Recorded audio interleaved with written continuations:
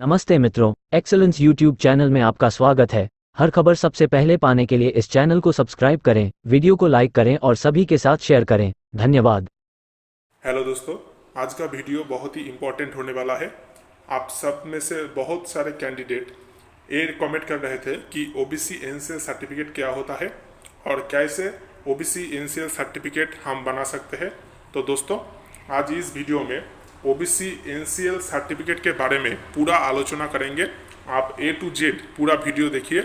और दोस्तों, अगर ओबीसी एनसीएल सर्टिफिकेट के बारे में आपको ज़रा सी भी कोई आइडिया नहीं है कैसे इसको हम ले सकते हैं, कौन officer OBC NCL certificate issue कर सकता है, इसके लिए एलिजिबिलिटी क्राइटेरिया क्या है, तो आप ये वीडियो A to Z पूरा देखिए।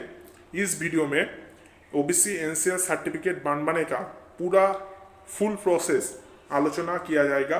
तो इस वीडियो में हम देखेंगे कि ओबीसी सर्टिफिकेट क्या होता है और खासकर ओबीसी एनसीएल सर्टिफिकेट क्या होता है और इन दोनों में डिफरेंस क्या है और किस लिए ओबीसी एनसीएल सर्टिफिकेट हमको चाहिए और इसका एडवांटेजेस मतलब कि सुविधा ये क्या है और क्या ओबीसी एनसीएल सर्टिफिकेट रहने पर आप लोग रिजर्वेशन का सुविधा ले सकते हैं और ओबीसी एनसीएल सर्टिफिकेट लेने के लिए एलिजिबिलिटी क्राइटेरिया क्या है और आपका फैमिली का एनुअल इनकम क्या होना चाहिए और कहाँ से आप जो एनसीएल का प्रेस्क्राइब्ड फॉर्मेट है वो डाउनलोड कर सकते हैं और कौन कौन सा डॉक्यूमेंट चाहिए ओबीसी एनसीएल सर्टिफिकेट इशू करने के लिए, और देखेंगे कि इसका वैलिडिटी क्या रहता है और कौन सा officer OBC NCL certificate issue करते हैं। ये सब कॉन्सेप्ट इस वीडियो में आज आलोचना करेंगे दोस्तों। तो आज का वीडियो बहुत ही इंपॉर्टेंट होने वाला है और अगर आप कोई भी जॉब में सिलेक्टेड हुए हो, खासकर इंडिया पोस्ट का जो जीडीएस में जो कैंडिडेट्स सिलेक्टेड हो रहा है उनके लिए तो ये बहुत ही ज़रूरी है। और भी कोई नौकरी के लिए अगर आप सिलेक्टेड हुए हो और डॉक्यूमेंट वेरिफिकेशन में जाने वाले हो तो आपको जरूर ये वीडियो पूरा देखना चाहिए। तो दोस्तों, शुरू करते हैं। तो आज ये सारे 10 जो पॉइंट्स है उस पर आलोचना करेंगे। तो पहले दोस्तों जानते हैं कि व्हाट इज ओबीसी सर्टिफिकेट। तो ओबीसी सर्टिफिकेट आप लोग जानते हैं कि ओबीसी सर्टिफिकेट एक कास्ट सर्टिफिकेट है। ओबीसी का मतलब होता है अदर बैकवर्ड क्लासेस, मतलब कि जो सारे कैंडिडेट्स अदर बैकवर्ड क्लासेस से बिलोंग करता है उन लोगों का एक सर्टिफिकेट रहता है, कास्ट सर्टिफिकेट, और वो है ओबीसी सर्टिफिकेट। ये जनरली स्टेट गवर्नमेंट द्वारा इशू किया जाता है। ठीक है, सब डिविजनल ऑफिसर जो होता है वो जनरली ओबीसी सर्टिफिकेट इशू करता है और भी कोई स्टेट गवर्नमेंट का ऑफिसर जैसा कि district magistrate OBC certificate issue कर सकता है। और what is OBC NCL certificate. तो दोस्तों, आप सब लोग ने जनरली जो स्टेट का ओबीसी सर्टिफिकेट है वो ही देखा होगा, लेकिन ओबीसी एनसीएल सर्टिफिकेट बहुत कम देखा होगा। तो दोस्तों, ओबीसी एनसीएल सर्टिफिकेट भी एक स्पेशल कास्ट सर्टिफिकेट है, मतलब ये भी एक ओबीसी सर्टिफिकेट ही है लेकिन ये स्पेशलाइज्ड है। ठीक है, और what is difference between OBC and OBC NCL, मतलब कि ओबीसी एंड ओबीसी एनसीएल का डिफरेंस क्या होता है। तो दोस्तों, आप सब लोग जानते हैं कि जो लोग अदर बैकवर्ड क्लासेस के अंडर में आता है वो सारे लोग ओबीसी है, लेकिन ओबीसी जो कैटेगरी से जो सारे कैंडिडेट्स बिलोंग करते हैं उनको फिर 2 कैटेगरी में डिवाइडेड किया गया है। एक तो है नॉन क्रीमी लेयर और एक है क्रीमी लेयर। ठीक है, तो जो लोग नॉन क्रीमी लेयर में पड़ता है वो सारे कैंडिडेट का ओबीसी एनसीएल सर्टिफिकेट रहना कंपलसरी है, और जो लोग क्रीमी लेयर में पड़ता है उनका स्टेट सर्टिफिकेट ही ठीक है, उसका एनसीएल नहीं दिया जाता है। तो आप कैसे जान सकते हैं कि कौन कैंडिडेट ठीक है वो एनसीएल है या नॉर्मल ओबीसी है। ठीक है, तो क्रीमी लेयर और नॉन क्रीमी लेयर का एक बेसिक डिफरेंस है इनकम के बेसिस पर। ठीक है, तो जिन सारे ओबीसी कैंडिडेट्स का एनुअल इनकम कम है, ठीक है, वो लोग एनसीएल के अंडर में पड़ता है। ठीक है। एनुअल इनकम कम है मतलब कितने का कम है वो आगे वीडियो में हम लोग देखेंगे। और जिन सारे ओबीसी कैंडिडेट्स का इनकम ज़्यादा है मतलब आर्थिक रूप से वो लोग सशक्त है, वो लोग क्रीमी लेयर के अंडर आते हैं। और जो लोग आर्थिक रूप से कमजोर होता है वो ओबीसी एनसीएल के अंडर में पड़ता है। ठीक है, तो दोस्तों आशा करते हैं कि आप ओबीसी एंड ओबीसी एनसीएल का डिफरेंस समझ चुके हैं। तो अब देखेंगे कि व्हाई इज इट नीडेड, मतलब ओबीसी एनसीएल सर्टिफिकेट का जरूरत क्या है। ठीक है, तो इधर देखिए, form of certificate to be produced by other backward classes NCL applying for admission to central educational institutions CEIs under the government of India. मतलब कि साफ साफ इधर लिखा गया है कि सीईआईज मतलब कि सेंट्रल एजुकेशनल इंस्टीट्यूट्स, मतलब सेंट्रल गवर्नमेंट के अंडर में जो सारे एजुकेशनल इंस्टीट्यूट्स पढ़ता है उनको सीईआईज कहा जाता है। और सीईआईज मतलब कि सेंट्रल एजुकेशनल इंस्टीट्यूशंस में एडमिशन लेने के लिए आपको ओबीसी एनसीएल सर्टिफिकेट का जरूरत पड़ेगा अगर आप ओबीसी कैटेगरी से बिलोंग करते हैं। तो दोस्तों ये सारे इंस्टीट्यूशन में एडमिशन लेने के लिए अगर आप ओबीसी है तो स्टेट का सर्टिफिकेट नहीं चलेगा, क्योंकि आपको सेंट्रल फॉर्मेट में ओबीसी एनसीएल सर्टिफिकेट इशू करना पड़ेगा।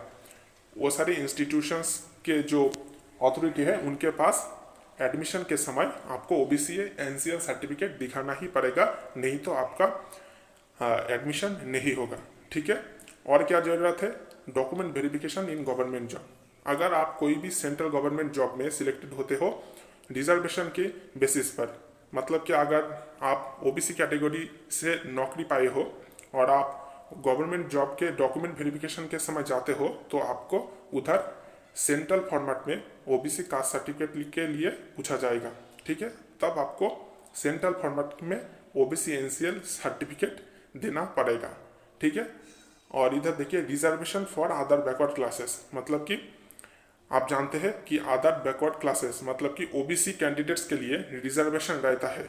तो ओबीसी कैंडिडेट अगर आप है और आप रिजर्वेशन लेना चाहते हैं तो आपको ओबीसी एनसीएल सर्टिफिकेट रहना जरूरी है। अगर आपके पास एनसीएल सर्टिफिकेट नहीं है और आपका इनकम ज़्यादा है, ठीक है, आप आर्थिक रूप से कमजोर नहीं है, आर्थिक रूप से सशक्त है, तो आपको रिजर्वेशन का सुविधा नहीं मिलेगा।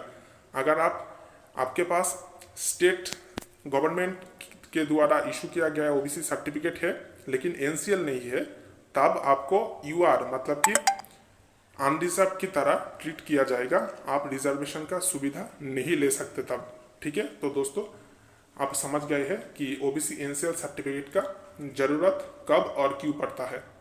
तो दोस्तों आप देखेंगे कि इसके लिए एलिजिबिलिटी क्राइटेरिया क्या है, मतलब अगर आप लेना चाहते हैं ओबीसी एनसीएल सर्टिफिकेट तो आपका एलिजिबिलिटी क्राइटेरिया क्या होना चाहिए। तो सबसे पहले तो आपको candidate must be belong to OBC community, मतलब कि ओबीसी एनसीएल होने के लिए सबसे पहले आपको ओबीसी होना पड़ेगा। ये तो एक कॉमन बात है दोस्तों, आपको ओबीसी कम्युनिटी से ही बिलोंग करना पड़ेगा और ओबीसी कम्युनिटी के ही एक स्पेसिफाइड कैटेगरी है ओबीसी एनसीएल। ठीक है, सेकेंड नंबर पॉइंट देखते हैं, candidate must have OBC caste certificate issued by competent authority, मतलब कि पहले तो आपका ओबीसी होना पड़ेगा। ठीक है, मतलब कि सेंट्रल गवर्नमेंट का एक लिस्ट है और उधर पर कौन सा सबकास्ट ओबीसी कैटेगरी के अंदर आता है वो दिया गया है, और वो सारे सबकास्ट के अंदर आपका जो सबकास्ट है वो रहना चाहिए। ठीक है, और तभी आप ओबीसी कैटेगरी से बिलोंग करेंगे। ठीक है, तो आपका जो स्टेट वाला ओबीसी सर्टिफिकेट है वो चेक करें और उधर पर देखिए आपका सबकास्ट क्या लिखा है। तो आपका जो सबकास्ट है वो अगर सेंट्रल गवर्नमेंट का जो सबकास्ट का लिस्ट है ओबीसी के लिए उसके अंडर आता है, मतलब कि अगर आपका सबकास्ट सेंट्रल गवर्नमेंट द्वारा ओबीसी होने के लिए, खासकर ओबीसी एनसीएल होने के लिए स्पेसिफाइड है, तभी आप ओबीसी एनसीएल ले सकते हैं। और इधर देखिए आपको एक ओबीसी कास्ट सर्टिफिकेट रहना पड़ेगा स्टेट के द्वारा इशू किया गया इशूड बाय कॉम्पिटेंट अथॉरिटी, मतलब कि कॉम्पिटेंट अथॉरिटी के द्वारा इशू किया गया है, आपके पास एक ओबीसी कास्ट सर्टिफिकेट रहना पड़ेगा। ठीक है, ये स्टेट वाला सर्टिफिकेट का बात हो रहा है इधर। और थर्ड नंबर पॉइंट लिखिए, यही ओरिजिनल है कि in order to qualify as an OBC non creamy layer candidate the applicants parents annual income should be less than ₹8 lakh. मतलब कि सबसे इंपॉर्टेंट जो क्राइटेरिया है वो यही है कि आपका फैमिली का एनुअल इनकम, मतलब कि वार्षिक आय आपका फैमिली का 8 लाख से कम होना चाहिए। ठीक है, यही आपके ओबीसी अगर है तो नॉन क्रीमिलियर होने का यही सबसे ज़्यादा इंपॉर्टेंट क्राइटेरिया है। Income here refers only to the income of parents. The candidate's income is not considered. मतलब कि इधर इनकम मतलब आपका फैमिली का, मतलब कि आपका पेरेंट्स का, माता पिता का एनुअल इनकम कहा गया है। इधर आप जो इनकम करते हैं वो इधर कंसिडर नहीं किया जाएगा। ठीक है, तो मान लें एक फैमिली में आप बड़े हो गए हैं और आप भी इनकम करते हैं और आपका माता पिता भी इनकम करते हैं, तो एनुअल इनकम कैसे कैलकुलेट करना है, आपका इनकम इधर कंसिडर ही नहीं किया जाएगा। ठीक है, आपका माता पिता का जो एनुअल इनकम है वो इधर कैलकुलेट किया जाएगा। तो क्या करना है, ये एनुअल इनकम कैलकुलेट करने के लिए सबसे पहले आपका माता पिता का मंथली इनकम लेना पड़ेगा और उसको 12 महीने से मल्टीप्लाई करना पड़ेगा। तो जो निकल कर आएगा वही आपका फैमिली का, मतलब कि आपका माता पिता का एनुअल इनकम है। ठीक है, तो दोस्तों ये बहुत ही इंपॉर्टेंट है। बहुत सारे जीडीएस कैंडिडेट क्या करते हैं, काम करते हैं, तो वो लोग फिर से जब नेक्स्ट साइकिल में अप्लाई करते हैं तो जो अब एनसीएल सर्टिफिकेट इशू करने के लिए जाता है तो वो खुद का जो सैलरी पाते हैं वो कंसिडर नहीं करते, वो अपने माता पिता का एनुअल इनकम कैलकुलेट करके ओबीसी एनसीएल सर्टिफिकेट इशू करवाता है कॉम्पिटेंट अथॉरिटी के द्वारा। ठीक है, तो दोस्तों मान ले अगर आप नौकरी करते हैं तो आपके मन में डाउट होगा कि मैं नौकरी करता हूं तो क्या मैं ओबीसी एनसीएल सर्टिफिकेट ले सकता हूं। तो दोस्तों इसका आंसर है हाँ, आप ले सकते हैं। अगर आपका माता पिता का एनुअल इनकम 8 लाख से कम है तब आपका इनकम इधर कुछ भी मैटर नहीं करता है। लेकिन आपका जब चाइल्ड होगा तो वो ओबीसी एनसीएल सर्टिफिकेट नहीं ले सकता, क्योंकि आपका इनकम एनुअल इनकम 8 लाख से ज़्यादा है। ठीक है, तो इसका मतलब है आपका इनकम इधर कुछ भी नहीं मैटर करता है, आपका फैमिली का, मतलब कि स्पेसिफिकली आपका माता पिता का एनुअल इनकम इधर मैटर करता है और आपका माता पिता का एनुअल इनकम 8 लाख से कम होना चाहिए और तभी आपको ओबीसी एनसीएल सर्टिफिकेट मिलेगा। ठीक है दोस्तों, अब देखते हैं मोड ऑफ एप्लीकेशन, मतलब ओबीसी एनसीएल सर्टिफिकेट के लिए अप्लाई कैसे करना है। ठीक है दोस्तों, तो इसका 2 प्रोसेस है, एक है ऑनलाइन, दूसरा है ऑफलाइन। तो दोस्तों ऑनलाइन एप्लीकेशन का सुविधा हर स्टेट में नहीं मिलता। कुछ राज्य जैसा कि बिहार में तो ऑनलाइन एप्लीकेशन के सुविधा चालू है एनसीएल सर्टिफिकेट इशू करने के लिए, लेकिन बाकी ज़्यादातर राज्यों में ऑफलाइन सुविधा मिलते हैं ओबीसी एनसीएल सर्टिफिकेट इशू करने के लिए। ठीक है, तो दोस्तों सबसे अच्छा है अगर आप ऑनलाइन कर सकते हैं तो आप ऑनलाइन कीजिए, नहीं तो ऑफलाइन आप फॉर्म सबमिट कीजिए। तो दोस्तों ऑफलाइन में कैसे अप्लाई करना होगा वो आप देखेंगे। तो दोस्तों ये देखिए, ये ओबीसी एनसीएल सर्टिफिकेट का एक प्रेस्क्राइब्ड फॉर्मेट है। ये फॉर्मेट फिलअप करके आपको सबमिट करना होगा और वो लोग इधर साइन करके आपको दे देगा और यही आपका ओबीसी एनसीएल सर्टिफिकेट है। तो कैसे इसको फिलअप करना है, कहाँ पर कैसे फिलअप करना है, कौन इस पर साइन करेगा, वो आप आलोचना करेंगे। तो आप इधर पर देख सकती है, लिखा है OBC NCL certificate format, form of certificate to be produced by other backward classes NCL applying for admission to the central educational institutions CEIs under the government of India. ठीक है दोस्तों, तो ये पहली आलोचना किया है कि सेंट्रल गवर्नमेंटल की जो एजुकेशनल इंस्टीट्यूशन होता है उनमें एडमिशन के लिए आपको ओबीसी एनसीएल सर्टिफिकेट की ये फॉर्मेट चाहिए और दूसरा कोई जॉब में भी आप ये फॉर्मेट यूज़ कर सकते हैं। तो ठीक है दोस्तों, तो इधर पर देखिए this is to certify that, अगर आप मेल है तो श्री लिखिएगा और इधर अपना नाम लिख दीजिएगा। सन ऑफ श्री आपका पिता का नाम लिख दीजिएगा। ऑफ विलेज आपका विलेज का नाम लिखिएगा इधर। डिस्ट्रिक्ट अपना डिस्ट्रिक्ट का नाम लिखिएगा। इन द स्टेट अपना स्टेट का नाम लिखिएगा इधर। Belongs to the dash community, ठीक है। तो आपको इधर क्या लिखना है, आपका इधर ओबीसी लिखना है और ब्रैकेट में आपका स्टेट वाला जो ओबीसी सर्टिफिकेट है उसमें जो सबकास्ट लिखा है वो इधर एंटर कर देना होगा, ठीक है। तो बिलोंग्स टू डैश कम्युनिटी का मतलब है ओबीसी का कौन सा सबकास्ट से आप बिलोंग करते हैं, जैसा किसका हालिया हो गया, किसका हेले हो गया, ठीक है। तो इधर पर सबकास्ट लिखना होगा। Community that is recognized as a backward class under government of India, ministry of social justice and empowerment, resolution number इधर पर रेजोल्यूशन नंबर लिखना है और डेटेड इधर पर डेट लिख देना है। तो रेजोल्यूशन नंबर कहाँ पर पाएंगे दोस्तों, ये बताता हूँ। आप अपना जो स्टेट वाला ओबीसी सर्टिफिकेट लेंगे और उधर पर देखेंगे कि आपका जो सबकास्ट लिखा है उसके बगल में ही लिखा है रेजोल्यूशन नंबर और डेट भी लिखा है। मतलब कि आपका जो सबकास्ट है वो सेंट्रल गवर्नमेंट का रेजोल्यूशन नंबर ए और डेटेड कौन सा डेट में वो इशू हुआ था वो आपका स्टेट वाला ओबीसी सर्टिफिकेट में ही लिखा है, ठीक है। और बाद में वीडियो में वो रेजोल्यूशन वाला पेज पूरा दिखाऊंगा कि कौन सा सबकास्ट कौन सा रेजोल्यूशन के बेसिस पर अप्रूव हुआ है, ठीक है दोस्तों। और इधर पर देखिए श्री डैश एंड और हिज फैमिली, मतलब कि इधर पर अपना नाम लिख देना है। हर family ordinary resides in the dash district, अपना डिस्ट्रिक्ट का नाम लिख देना है। ऑफ द डैश स्टेट आपका स्टेट का नाम फिर से लिख देना है और जैसा है वो इधर रहने देना होगा। और नीचे देखिए दोस्तों इधर पर डिस्ट्रिक्ट मजिस्ट्रेट, डेप्यूटी कमिश्नर या any other competent authority signature करेगा और डेट लिखेगा, सील देगा। तो ये फॉर्मेट ही आपका ओबीसी सर्टिफिकेट हो जाएगा दोस्तों, ठीक है।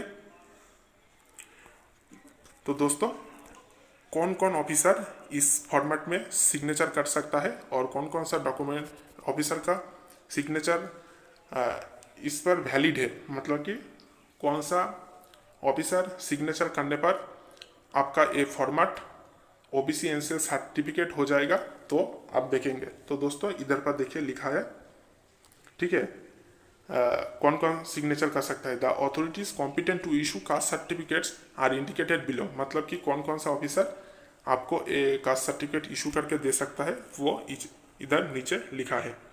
तो एक तो है डीएम यानी कि district magistrate, additional magistrate, collector, deputy commissioner, additional deputy commissioner, deputy collector, first class stipendiary magistrate, sub divisional magistrate, taluka magistrate, executive magistrate, extra assistant commissioner not below the rank of first class stipendiary magistrate, ठीक है दोस्तों।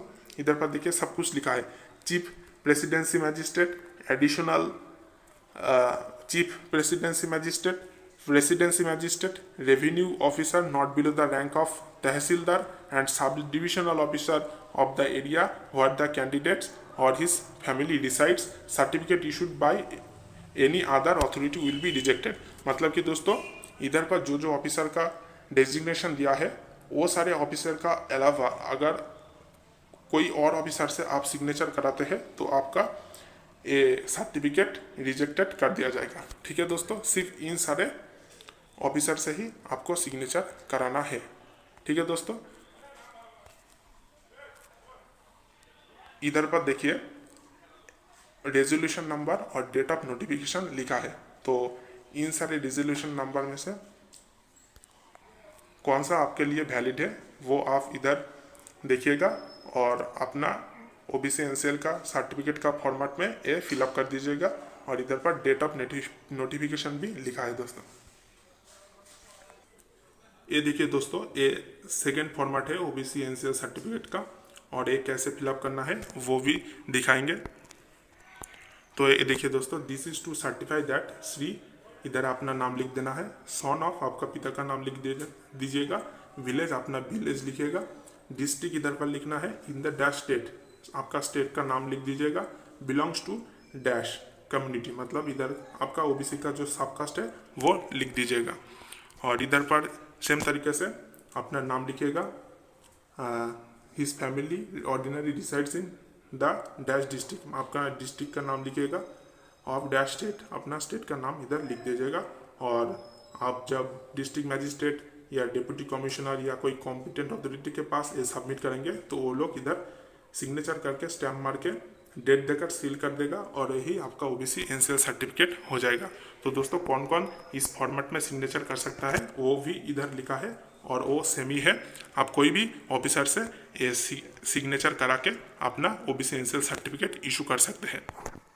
तो दोस्तों आप देखेंगे कि ये certificate पाने के लिए कौन कौन सा डॉक्यूमेंट आपको कॉम्पिटेंट अथॉरिटी के पास सबमिट करना पड़ेगा। तो फर्स्ट है अपना ग्राम पंचायत का इनकम सर्टिफिकेट। तो दोस्तों ये डायरेक्टली ज़रूरत नहीं पड़ेगा, क्योंकि पहले आपको अपना ग्राम पंचायत से एक इनकम सर्टिफिकेट लेना पड़ेगा। और ध्यान रखिएगा दोस्तों कि उधर आपका जो एनुअल इनकम है वो 8 लाख से कम होना चाहिए। और वो ग्राम पंचायत का इनकम सर्टिफिकेट लेकर आप ई डिस्ट्रिक्ट पोर्टल पर वीडियो इनकम सर्टिफिकेट के लिए अप्लाई करेंगे। और वीडियो इनकम सर्टिफिकेट का ज़रूरत आपको पड़ेगा जब आप ओबीसी एनसीएल सर्टिफिकेट का एप्लीकेशन सबमिट करेंगे। ठीक है, तो पंचायत सर्टिफिकेट, पंचायत का जो इनकम सर्टिफिकेट है वो डायरेक्टली एप्लीकेशन सबमिट करने के समय ज़रूरत नहीं पड़ेगा, लेकिन वीडियो इनकम सर्टिफिकेट बनाने के लिए आपका जो ग्राम पंचायत का इनकम सर्टिफिकेट है उसका ज़रूरत पड़ेगा। तो आप वीडियो इनकम सर्टिफिकेट ई डिस्ट्रिक्ट पोर्टल से डाउनलोड कर लीजिएगा। और OBC NCL certificate format 2 copies, मतलब कि ओबीसी एनसीएल सर्टिफिकेट का जो फॉर्मेट है तो पहले ही दिखाया है वीडियो में, तो कोई भी एक फॉर्मेट आप ले लीजिएगा और उसका 2 कॉपी लेना है।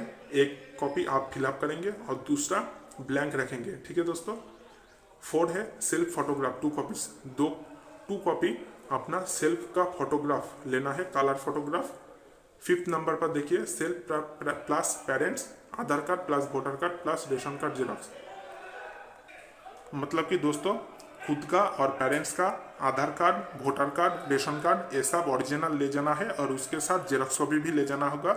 और 6 नंबर पर है एप्लीकेशन। तो दोस्तों आप अगर डिस्ट्रिक्ट मैजिस्ट्रेट के पास एप्लीकेशन सबमिट करते हैं या सब डिविजनल मैजिस्ट्रेट के पास, तो आपको एक एप्लीकेशन लिखना पड़ेगा सब डिविजनल मैजिस्ट्रेट को कि आपको ओबीसी एनसीएल सर्टिफिकेट क्यों चाहिए। ठीक है, और उधर पर एसडीएम या डीएम को एड्रेस कर आपको एक एप्लीकेशन लिखना पड़ेगा। अगर आपको पता नहीं है कि कैसे एप्लीकेशन लिखना है तो आगे वीडियो में ये भी डिटेल्स में आलोचना किया जाएगा। तो 7th नंबर पॉइंट पर देखिए original caste certificate plus xerox. तो दोस्तों आपको ओरिजिनल कास्ट सर्टिफिकेट ले जाना होगा, ओबीसी सर्टिफिकेट, और उसके साथ जेरॉक्स कॉपी भी ले जाना पड़ेगा। 8 बर्थ सर्टिफिकेट, आपका birth certificate original plus xerox ले जाना पड़ेगा। 9th है प्रीवियस ओबीसी एनसीएल सर्टिफिकेट, मतलब कि दोस्तों अगर आप पहली बार ओबीसी एनसीएल सर्टिफिकेट के लिए अप्लाई करते हैं तो इसका कोई ज़रूरत नहीं है, लेकिन अगर आप रिन्यू करना चाहते हैं ओबीसी एनसीएल सर्टिफिकेट तब इसका ज़रूरत पड़ेगा। और 10th needed for which reason model notification of that job, मतलब कि आप ओबीसी एनसीएल सर्टिफिकेट क्यों लेना चाहते हैं, कौन सा जॉब के फॉर्म फिलअप के समय या डॉक्यूमेंट वेरिफिकेशन के समय आप ओबीसी एनसीएल सर्टिफिकेट का ज़रूरत है आपको, तो वो कारण आपको दिखाना पड़ेगा और एज ए डॉक्यूमेंट आपको उस जॉब का मॉडल नोटिफिकेशन उस अथॉरिटी के पास सबमिट करना पड़ेगा। तो दोस्तों ये सारे जो डॉक्यूमेंट बोला हूँ वो सारे डॉक्यूमेंट्स आपको लेकर चले जाना है अपना नज़दीकी कोई सब डिविजनल ऑफिस, ठीक है, या डीएम ऑफिस। तो उधर जाके आप डीएम के ऑफिस में या सब डिविजनल मैजिस्ट्रेट के ऑफिस में ये सारे डॉक्यूमेंट सबमिट कीजिएगा। तो वो लोग आपसे ये सारे डॉक्यूमेंट लेकर वो सबमिट कर लेंगे और 2-3 दिन के अंदर, ठीक है, आपको साइन करके रिटर्न दे देगा। ठीक है, ज़्यादा से ज़्यादा 1 हफ्ते का टाइम लेगा वो लोग। तो दोस्तों 2-3 दिन में ही ये सर्टिफिकेट बन जाता है। डीएम या सब डिविजनल मैजिस्ट्रेट सिग्नेचर करके आपको ये सर्टिफिकेट रिटर्न दे देता है। और बहुत सारे सब डिविजनल ऑफिस में तो एक दिन में ही वो सब डिविजनल मजिस्ट्रेट सिग्नेचर करके ये सर्टिफिकेट इशू कर देता है। ठीक है, अगर एक दिन में नहीं होता है तो वो लोग आपको बोलेगा कि आप आज सबमिट करके जाइए, और हो जाने पर आपको वो लोग कॉल करेंगे या आपको इंटीमेट कर देंगे कि आपका सिग्नेचर हो गया है, आपका सर्टिफिकेट इशू हो गया। ठीक है, तब आपको जाके ले आना पड़ेगा। तो दोस्तों कौन कौन का डॉक्यूमेंट इधर इंपॉर्टेंट है, एक है वीडियो इनकम सर्टिफिकेट, जिधर पर आपका एनुअल इनकम फैमिली का 8 लाख से कम होना चाहिए। दूसरा है फॉर्मेट, 2 कॉपी ले जाना पड़ेगा, सेल्फ फोटोग्राफ। ठीक है, और एप्लीकेशन। ठीक है, आपको एसडीएम या डीएम को एक एप्लीकेशन लिखना है कि आपको ओबीसी एनसीएल सर्टिफिकेट का क्यों ज़रूरत पड़ा है। ठीक है, आप कौन सा जॉब के लिए जाना चाहते हैं और इसलिए आपको ओबीसी एनसीएल सर्टिफिकेट का ज़रूरत है, तो ये क्लियरली आपको लिखना पड़ेगा।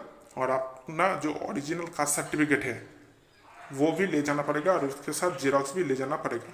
ठीक है दोस्तों, तो आप जब ये सब डॉक्यूमेंट लेकर अपना सब डिविजनल ऑफिस पहुंचेंगे तो वो लोग ये सारे डॉक्यूमेंट्स लेकर पिन अप करके अपना सब डिविजनल ऑफिस के जो मैजिस्ट्रेट है उनके पास भेज देंगे। तो वो सर आपका सब कुछ डॉक्यूमेंट वेरीफाई करके सिग्नेचर कर देंगे और आपको 2-3 दिन में ही रिटर्न दे देगा। तो सिग्नेचर करके जो फॉर्मेट आपको रिटर्न देगा वो ही आपका ओबीसी एनसीएल सर्टिफिकेट है। ठीक है दोस्तों, तो आप देखेंगे कि एप्लीकेशन कैसे लिखना है। तो इधर देखिए, टू सब डिविजनल ऑफिसर, इधर अपना सब डिविजन का नाम लिख देना है, इधर अपना सब डिविजन का एड्रेस, और इधर अपना जिला यानी कि डिस्ट्रिक्ट लिख देना है। और सब्जेक्ट पर लिखना है application for issuing OBC NCL certificate. और इधर पर जिस दिन में आप एप्लीकेशन सबमिट कर रहे हैं उस डेट लिख देना है। तो इधर लिखिएगा सर आई, अपना नाम लिख देना है, सन ऑफ आपका पिता का नाम लिखना है, I am permanent resident of village, अपना विलेज का नाम, पोस्ट ऑफिस, पीएस यानी कि पुलिस स्टेशन, ब्लॉक, डिस्ट्रिक्ट, अपना स्टेट का नाम, आई बिलोंग टू, अपना सबकास्ट लिख देना है, इधर community which is recognized as a backward class. ठीक है, ये सब लिख देना है।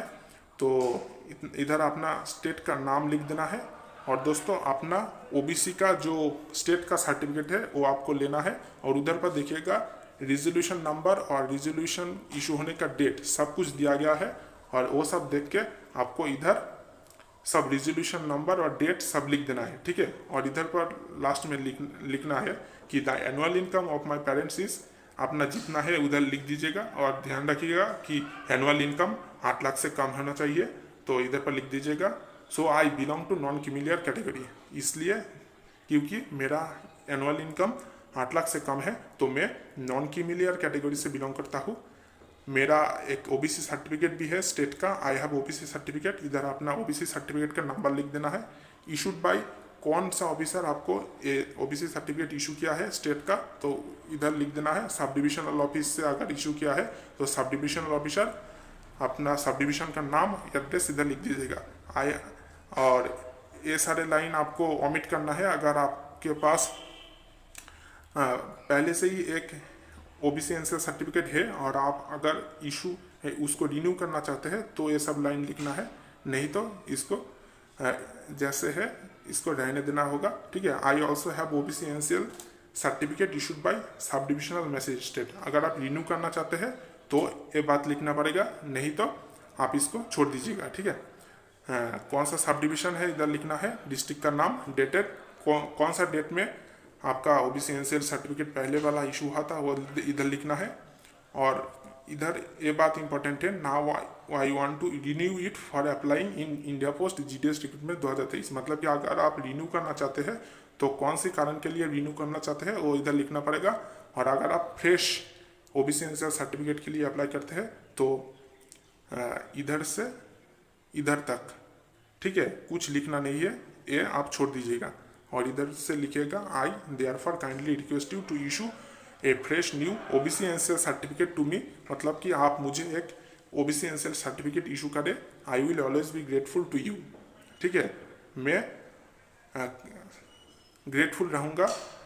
आपके पास all required documents are attached with this application letter, मतलब कि हर रिक्वायर्ड डॉक्यूमेंट्स इस एप्लीकेशन के साथ अटैच्ड है। और थैंकिंग यू योर्स फेथफुली, इधर अपना नाम, एड्रेस, पिन सब कुछ लिख देना है। तो दोस्तों इधर पर जो लिखा है ना कि क्यों आप रिन्यू करना चाहते हैं, तो इधर पर अगर आप पहली बार ओबीसी एनसीएल सर्टिफिकेट के लिए अप्लाई करते हैं तो इधर पर आप लिख दीजिएगा I want to get the OBC certificate, OBC NCL certificate for applying in India post GDS recruitment 2023 document verification.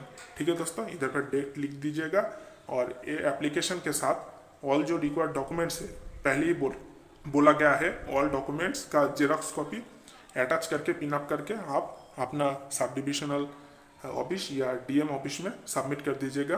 तो वो लोग आपको सिग्नेचर करके अपना जो सब कुछ डॉक्यूमेंट है वेरीफाई करके आपको रिटर्न दे देगा और वही आपका ओबीसी एनसीएल सर्टिफिकेट है।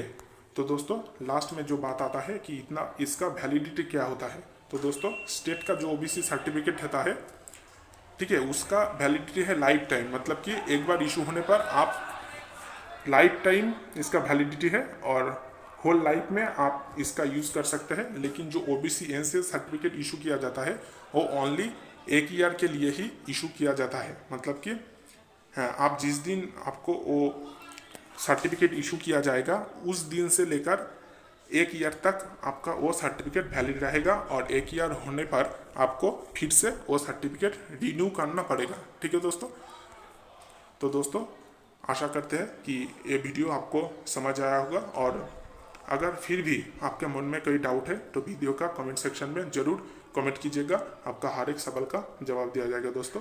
और इस चैनल का जो ऑफिशियल टेलीग्राम चैनल है वो ज्वाइन कर लीजिएगा दोस्तों, और उधर पर ये जो ओबीसी एनसीएल सर्टिफिकेट का फॉर्मेट है उसका पीडीएफ उपलब्ध किया जाएगा दोस्तों।